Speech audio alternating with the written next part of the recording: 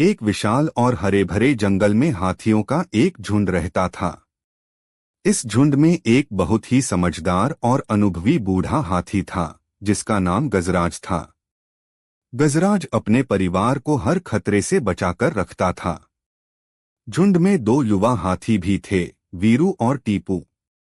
वे बहुत बलशाली थे, लेकिन थोड़े घमंडी थे।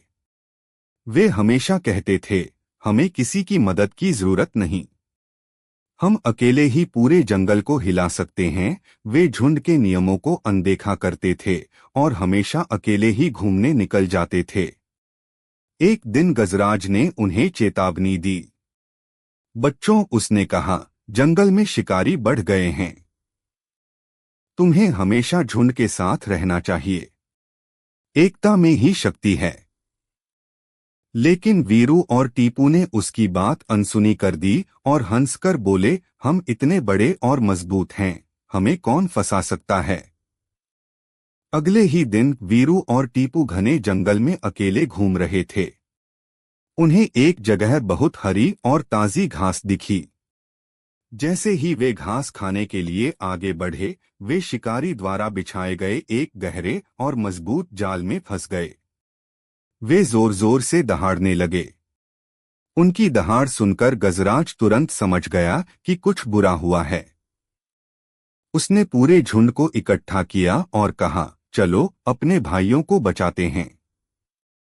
पूरा झुंड, जिसमें बड़े और छोटे सभी हाथी शामिल थे, एकजुट होकर उस दिशा में दौड़ा।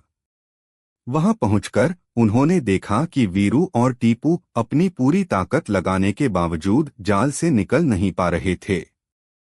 तब गजराज ने एक योजना बनाई। उसने सभी हाथियों से कहा कि वे एक साथ अपनी पूरी ताकत से उस जाल को खींचें। सभी हाथियों ने मिलकर एक ही दिशा में एक ही समय पर जोर लगाया। उनकी सामूहिक शक्ति के सामने शिकारी का मजबूत जाल भी टूट गया। वीरू और टीपू आजाद हो गए।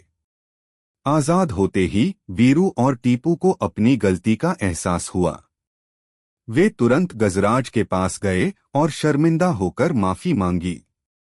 गजराज ने मुस्कुराते हुए कहा, तुम अकेले बहुत शक्तिशाली थे, लेकिन एकता ने तुम्हें बचा लिया।